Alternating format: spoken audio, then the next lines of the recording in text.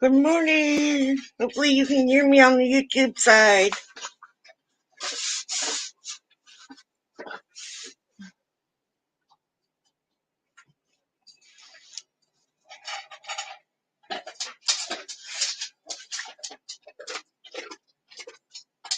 Thank you. Okay, so it is Tuesday morning, which means it's AA. I will be reliable on these days because I am currently not working. Yeah. So, rules of the meeting, please just be kind to each other. No judgment. Don't harass each other. Just because they are in the chat doesn't mean that they are the alcoholic. They might just be here to support my channel and or support someone that they know and love, as well as learn ways to help others to become sober.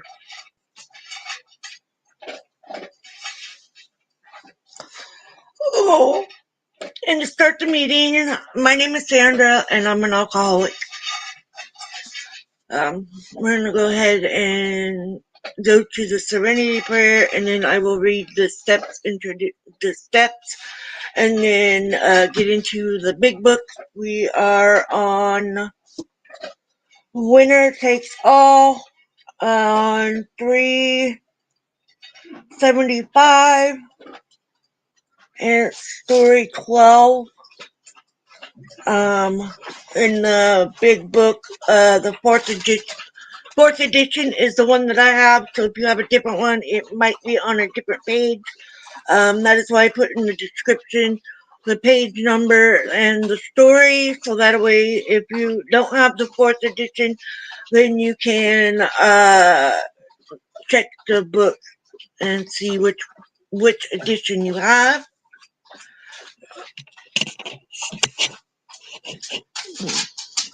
Okay.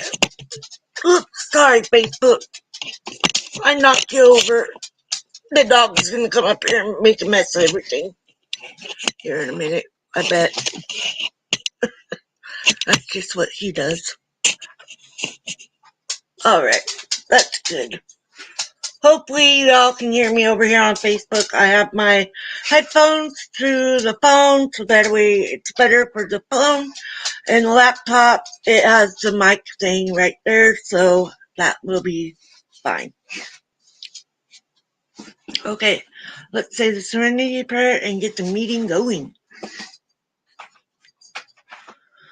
God, grant me the serenity to accept the things I cannot change, the courage to change the things I can, and the wisdom to know the difference. Okay, take these off so we can see what I'm reading. You can find the steps and traditions in the front of the book, of the 12 Steps and 12 Traditions book. Sorry if you're hearing the dog rattle his collar. Step 1. We admitted we were powerless over alcohol, that our lives had become unmanageable. 2. Came to believe that a power greater than ourselves could restore us to sanity. 3. Made a decision to turn our will and our lives over to the care of God as we understood Him. 4. Made a searching and fearless moral inventory of ourselves. 5. Admitted to God, to ourselves, and to another human being the exact nature of our wrongs. 6. We're entirely ready to have God remove all these defective characters. 7. Humbly ask Him to remove our shortcomings. Will you lay down, please? Now? Thank you. He's right next to me. 8. Made a list of all persons we had harmed but become willing to make amends to them all. 9. Made direct amends to such people wherever possible, except when to do so would injure them or others.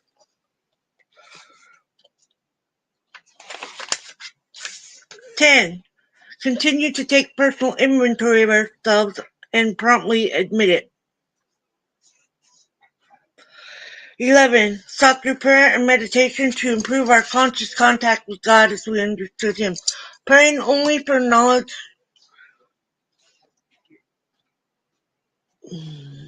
of His will for us and the power to carry that out. 12. Having had a spiritual awakening as a result of these steps, we tried to carry this message to alcoholics and to practice these principles in all our affairs. Okay.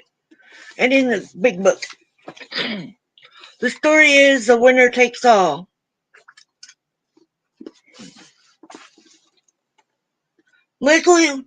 Legally blind, but no longer alone, she found a way to stay sober, raise a family, and turn her life over to the care of God. My parents were very much in love and had been married a couple of years when they decided to start a family. They were so excited when their first son was born. They owned their own small business, and with the arrival of their son, their lives seemed perfect, until tragedy struck. When their son was about 2 years old, my parents were eating at a local restaurant, and he was dancing to the music of the jukebox and having a good time. He followed some older children outside and was hit by a car.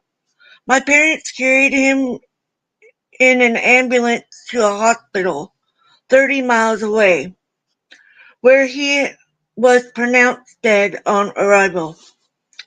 My parents were stricken with grief. One miracle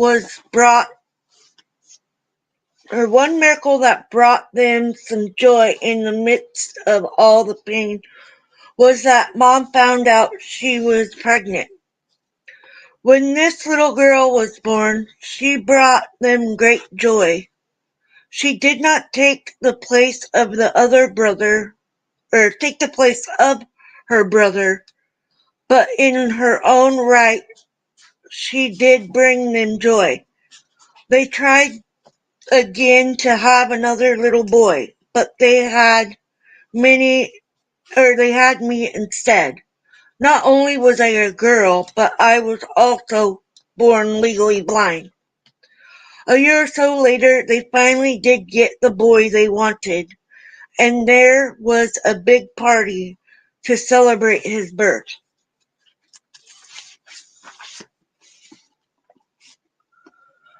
From the very beginning, I felt different and unwanted at a very young age. As children do, I had to make sense out of my life. So I came to the conclusion that I was bad and God knew I was bad. So God made me handicapped to punish me. I thought that the undertow of sadness in my family was because of me.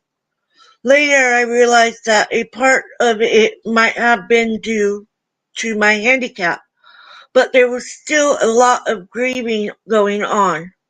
My father turned to alcohol and was a very angry man. When we were growing up, he was very critical. I was told things on a daily basis like I was dumb and lazy.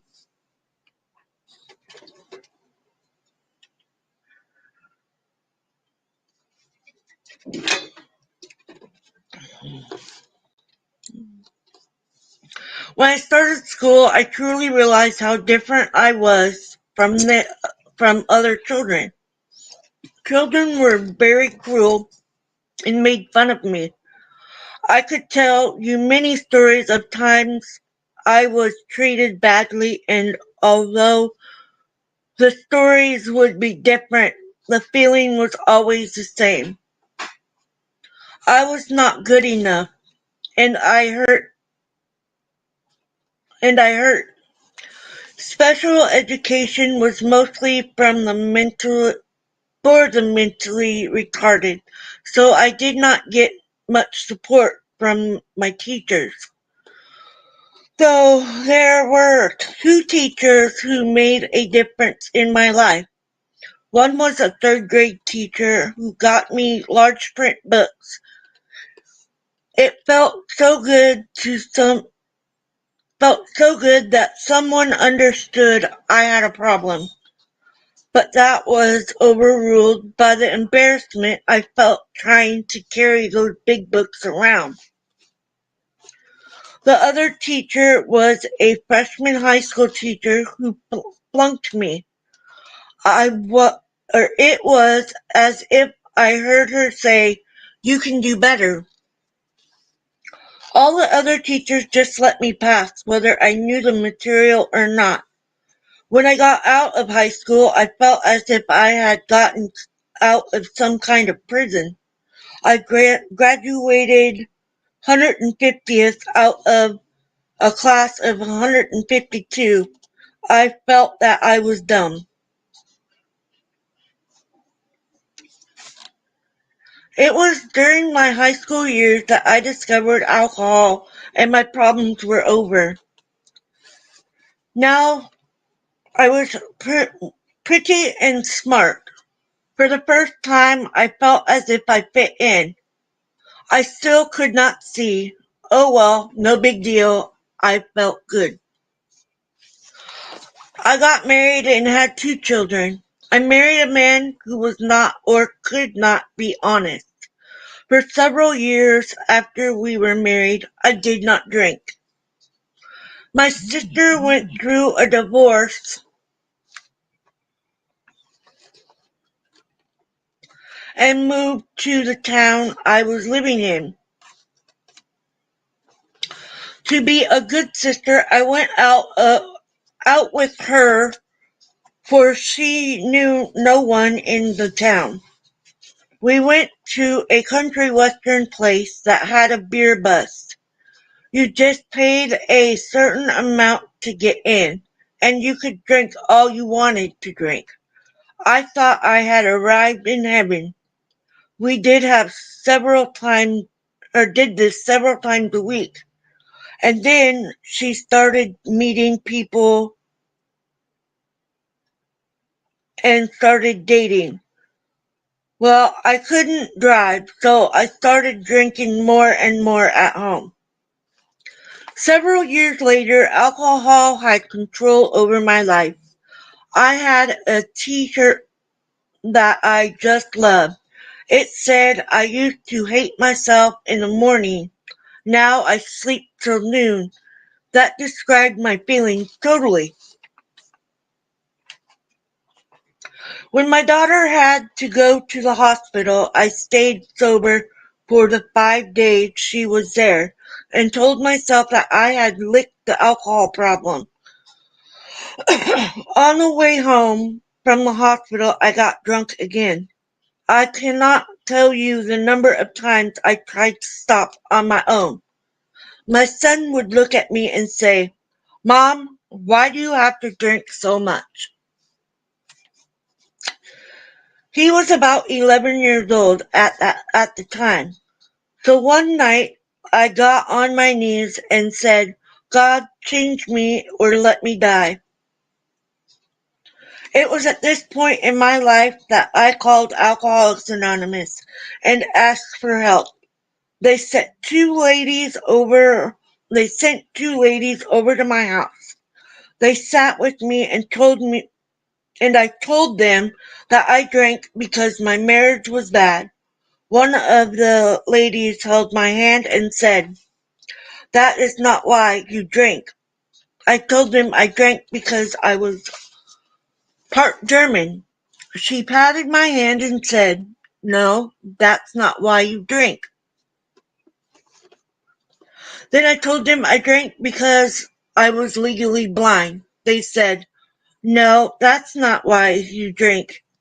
And they started to explain to me that alcoholism is a disease. They shared their story with me and told me how alcohol had taken over their lives. I started going to meetings and my story sounded so dull next to some of the stories I heard. The most interesting thing I could think to tell was about the time my friends who were also drunk let me drive the car. I almost got us all killed, but what fun. Legally blind, drunk, and behind the wheel of a car. God was really taking care of me and the other people on the road that night. I just didn't know it at the time. The truth is, most of my drinking was done at home alone. I would call people and talk, and the following mornings were awful, trying to piece together what I had said. I would say things to my husband like, wasn't that an interesting call last night? Hoping he would volunteer information. My hands were beginning to shake without the alcohol, yet when I got to AA, I wasn't sure I belonged because my drunkalog was not exciting. Then an A, one night at an AA meeting, a friend said that even though he had been in jail and done lots and lots of stuff, he was no different from me. He felt the same things I felt. It was then that I knew I was not unique, that the people did understand the pain inside of me. I met a lady who had a handicapped child, and we learned so much from each other. One important thing that I learned was that handicap is not a four-letter word. Handicap is not a dirty word. I learned that I was not bad, that I was one of God's special children, that God had a plan for my life. The people of AA showed me how my past could and would become an asset. I got a sponsor and started working the steps. I promised the promises of the big book started becoming true for me. The feeling of uselessness and self-pity went away, and I could see how my experience could help others. When I was 3 years sober, I made one of the most difficult decisions I had ever made. I left the marriage. I did not leave because I didn't love him. I still love him, but the marriage was not a healthy place for me to be. I found myself with two children to support. I was legally blind and had no job skills. When I moved out, I first moved into public housing for blind people. This was a shocking experience for me, but it was full of growth. For the first time in my life, I was learning to accept my handicap. Before this, I would plan out my day as if I could see and then plan it out again based on the fact that my vision was limited. Through the Commission for the Blind, I got involved in a program that helps blind people become self-employed. After 3 months of training, I moved to a city a couple of hundred miles away where I knew no one. I lived in an apartment that was about a mile from a coffee shop that I operated. I would walk to work at 6:30 a.m., carry $200 in opening cash on a dark road, and I was afraid.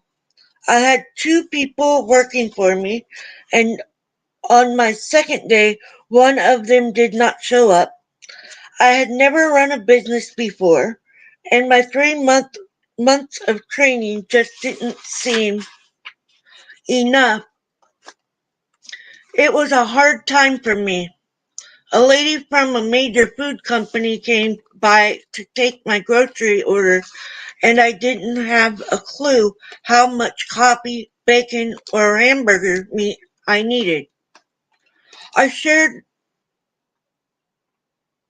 She shared with me what the previous manager had ordered and helped me place an order.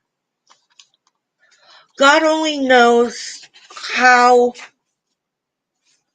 we got on the subject, but she was a member of AA and later would become my new sponsor. She picked me up and took me to meetings. At one of the meetings, I met a guy who, for the next year, picked me up and drove me to work. I paid him $1 every morning. I am sure that did not cover his gas, but it helped me to feel I was paying my way. For the first time in my life, I was now supporting myself. This is just an example of how God works in my life. No longer did I have to drink, but it was much more than that. Everything I needed was provided. I had a God of my understanding that helped me in every aspect of my life. In working the steps, my life changed. I think differently today. I feel different today. I am new. We have a sign at the AA meeting I go to that say er, that says, expect a miracle. My sobriety is full of miracles. When my son filled out an application for college, I filled one out too and was accepted. Soon I will be a senior and I have a 3.71 grade point average. Thanks to AA, I have come a long way from being near the bottom of my high school class. It takes me a lot longer to read the material, so I have a CCTV. I put my book under this camera and it comes out in big print on a monitor. I have a talking calculator that helped me get through statistics and a telescope that can help me see the board. I accept help from the Disabled Student Service and gladly make use of the volunteer note takers. I learned to accept the things I could not change, in this case, my vision, and change the things I can. I could be grateful for and accept the visual aid instead of being embarrassed and rejecting them as I had when I was younger. I have already told you about some of the miracles that have happened. However, there's more.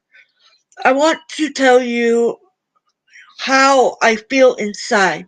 I'm no longer spiritually bankrupt, It's as if I have a magic source in my life that has provided me with all I need. I just celebrated my 12th year of sobriety a couple of months ago. When I first came to AA, I didn't know who I was. My sponsor said, "Great. If you don't know who you are, you can become whomever God wants you to be." Today I'm doing things that I never dreamed possible. More importantly, it is the peace and serenity I feel inside that keeps me coming back. I have been through hard times in and out of sobriety, but before AA, it didn't matter how good things got. I always had a feeling that something was wrong. Since AA, it doesn't matter how bad things get. I always have a feeling that everything is going to be alright.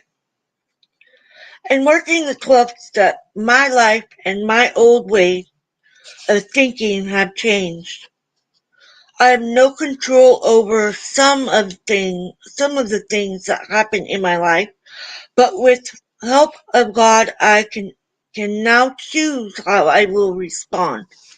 Today, I choose to be happy, and when I'm not, I have the tools of this program to put me back on track.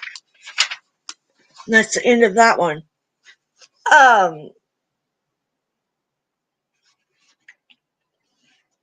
I highlighted a lot in this one too. So I'll just go back to where I highlighted. Okay. First thing I highlighted was my son would look at me and say, "Mom, why do you have to drink so much?" The reason I highlighted that is because my sons did the same. They looked at me and said, "Mom, why do you have to get drunk? Mom, why do you have to drink that? Mom, why are you doing that?" And even though they were saying that to me, it didn't change me. I still drank. I shouldn't have, but I did. And I'm admitting I did. Then I highlighted this. They said, "No, that's not why you drink." And they started to explain to me that alcoholism is a disease. They shared their stories with me and told me how alcohol had taken over their lives. Now, when that happened for me, I was shocked because when you're an alcoholic and you have become used to drinking by yourself and isolating, you're like thinking that you're the only one and that nobody can relate to you.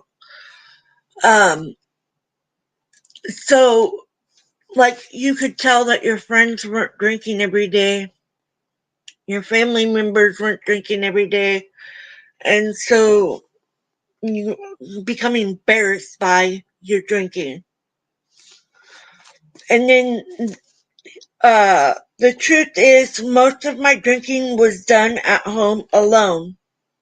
I would call people and talk and the following mornings were awful, trying to piece together what I had said. I would say things to my husband like, "Wasn't that an interesting call last night?" hoping he would volunteer information. Yes, I did that too.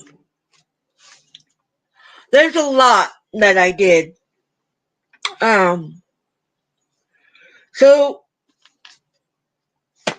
I called people all the time.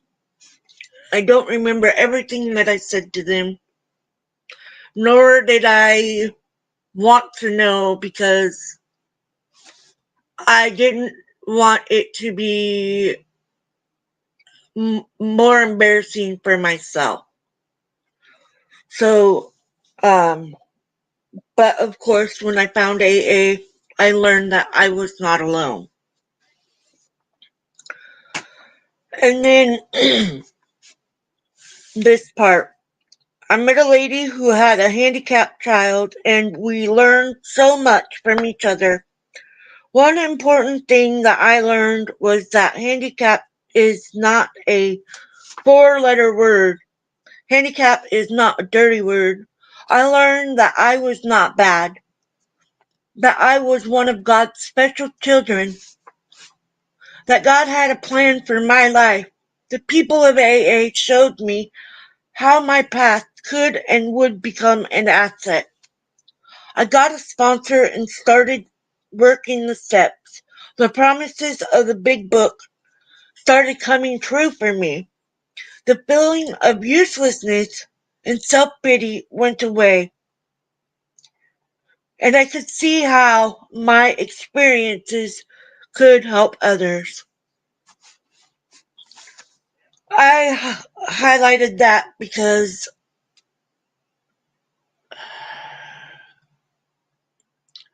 I felt the same way. I'm not blind, but I can't hear.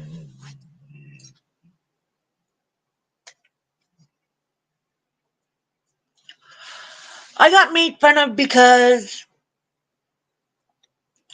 of hearing aids.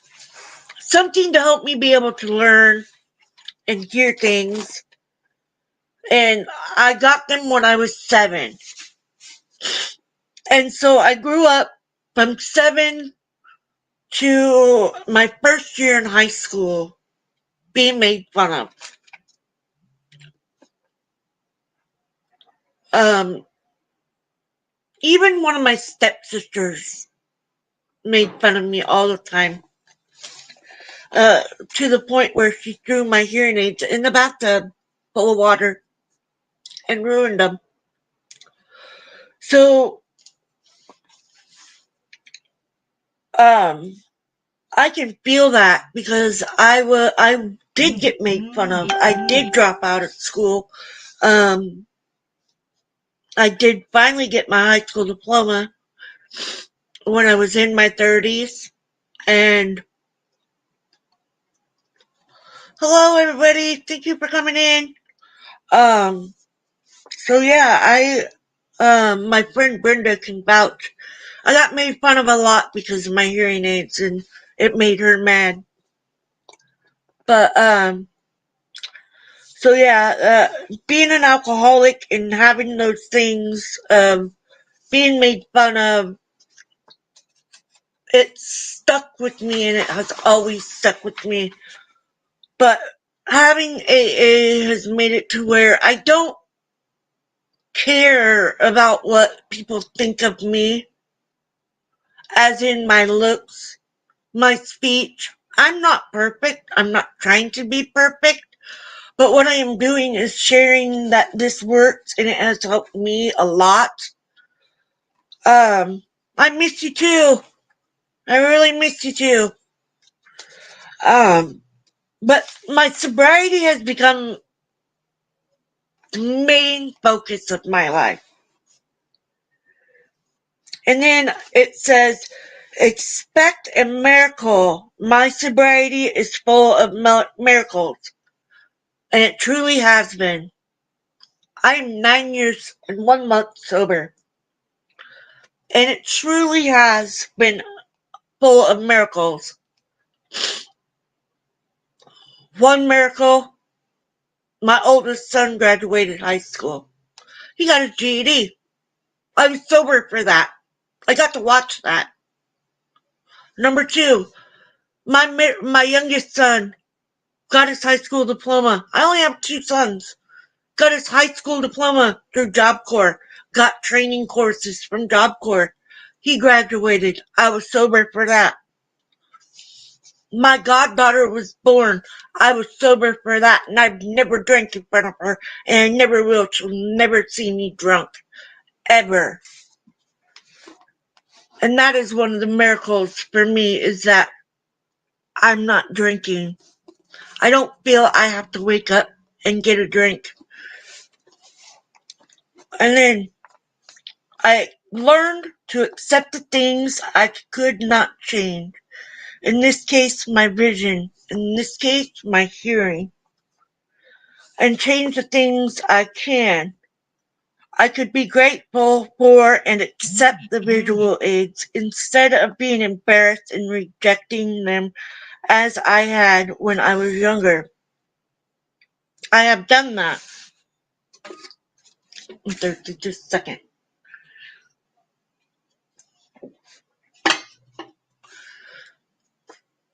I have one hearing aid. I don't have any batteries. And so I have one hearing aid so far. Right now I have no medical insurance because the state insurance dropped me. Apparently I make too much money, but I'm not working. And so I need to get my right one done and I can't do it, but I have the left one. I just need batteries for it. And I'm not embarrassed by it. Not at all embarrassed.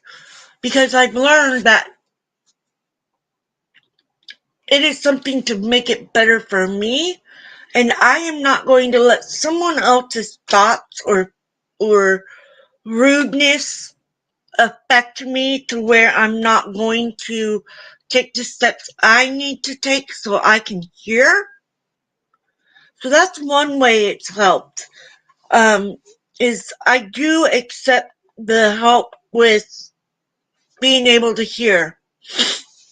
Now, my sister, growing up, she always walked with me on the inside of the sidewalk because cars. When we were growing up and we shared a room and I was wearing hearing aids, she had me sleep with them in. I wasn't supposed to, but she was worried that I would not hear a fire alarm. So I wore them to bed. The only time I took them out was to clean my ears and take a bath or a shower, because you couldn't get them wet. But I do want to get another hearing aid. In working the 12 steps, my life and my old way of thinking have changed. I have no control over some of the things that happen in my life, but with the help of God, I can now choose how I will respond. That's exactly what I always say. I can't control everything that happens. There's no way possible. At all. I cannot choose what you want to do. I can't choose what that person wants to do. I can't choose what the dog wants to do. All I can choose is what I do and my reactions and my thoughts and my words. That's all I can control. Is my reactions to things. And I choose to just be happy. And even on my bad days, I remember I'm still sober. I am still dealing with life sober. And that is something to be very proud of every single day that you are alive and sober. And that is the best gift that anybody could have. And having the AA in my life and able to share it here has given me more power with my voice, using my voice for a good cause. I don't, this is me, this is what I have chosen for my path, to stay sober and be a better person, even on those upsetting days. I just have to be me. I can't be somebody else. I can't choose what somebody else does or how they treat me or how they treat others. All I can do is choose to react with happiness in everything. There is always something to be happy for. And some days it's just like, nope, not today. It is not going to be today. Believe me, I get those days. I get those days. I've had that all last week. I just wanted to, and I did, curl up in my room and say, nope, not doing it. And it was a hard week. It was a hard week, but it's a new week and I'm so sober. And that's what I'm grateful for. And I'm grateful for all of you guys here during a meeting that's not very much fun, but you are here being support, and you know, that's great. Um and I just want everybody to know that it is possible to have a sober life and to be happy even on those days where you're just like, no, there's something that you can find in that day that you laughed at or, smiled at. And always, please, be kind to the people around you. You never know what they're going through. Um, Even just saying, are you okay? Because that's how some of my friendships have started, is by me saying, I'm an alcoholic, or recovering alcoholic, I should say. And I have gotten some friends just by doing that. They didn't know very much about me, but they knew that and know that I'm a recovering alcoholic. And a few of them are recovering. And that's one thing that has built our friendship, is being sober and helping each other on those bad days. And, you know,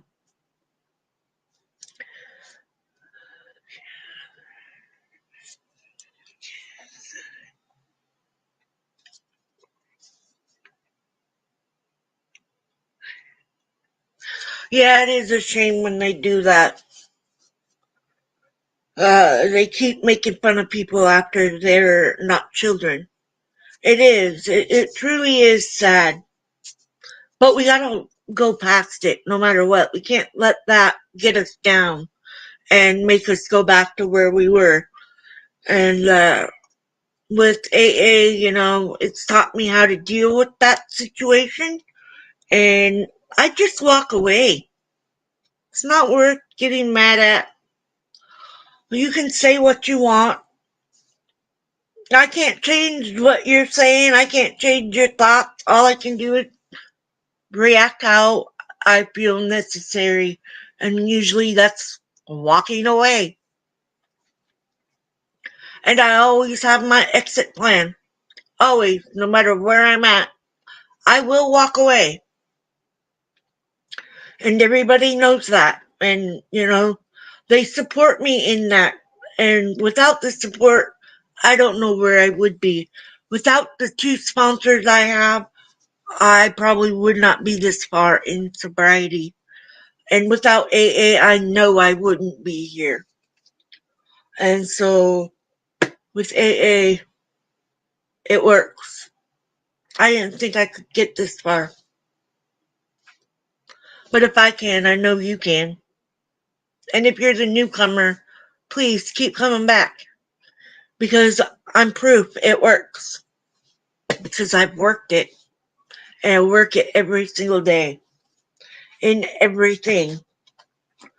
I even tell my husband now, like, you don't know who they are. Stop yelling out the window. Or, he doesn't yell out the window, but he curses and he gets upset. And I'm like, okay. You don't even know them. And they can't hear you. But we all do that. So, I'm just like, well, sorry. But, yeah, so sobriety is worth it every day. And keep going. Don't give up. Keep going because it works. And I'm going to say the Serenity Prayer and get off of the Facebook side and do the daily reflections.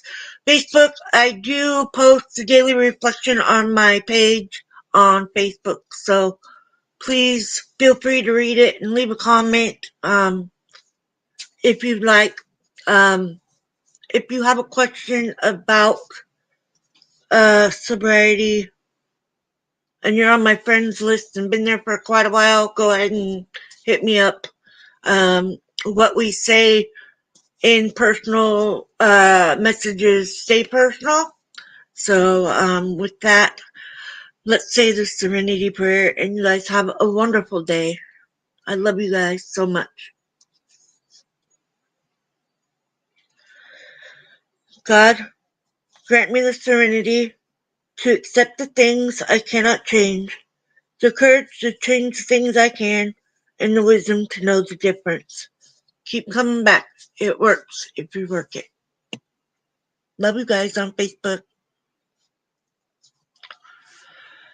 All right.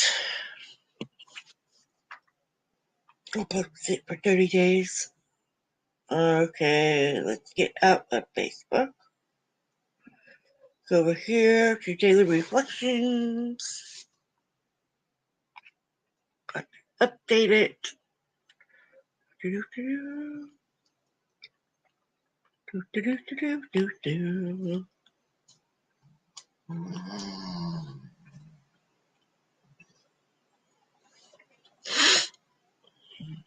No.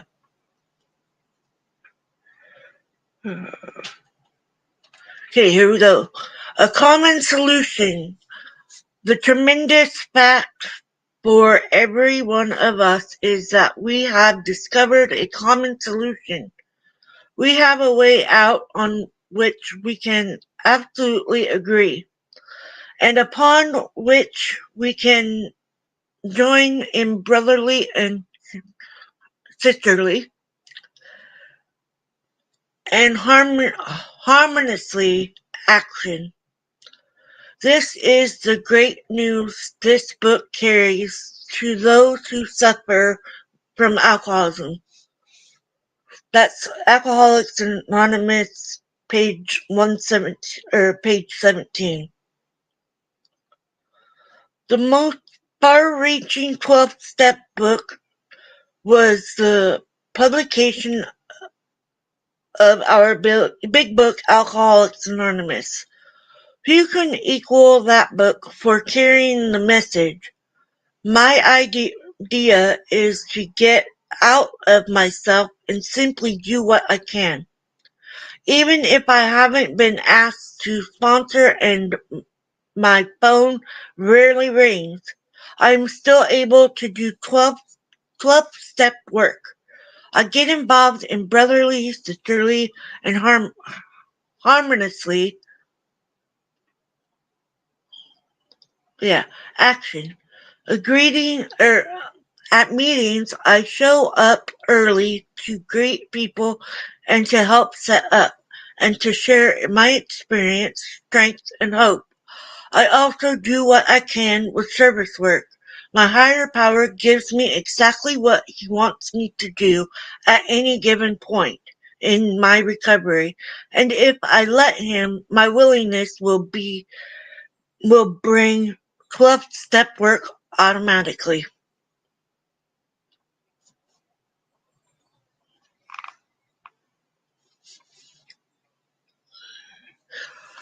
And with that, thank you for being here on the YouTube side. I appreciate all of you and the whole community that support each other here. I hope you guys have a wonderful week, and I will see you again on Saturday at 11 a.m. for AA. That's Pacific Standard Time. And also, I do a live stream on Wednesday mornings for adventures and stuff. So Please have a great weekend. Great week, and I will see you guys on the next one. Please like, share, comment, subscribe, and hit the notification bell so you can get notified of upcoming videos.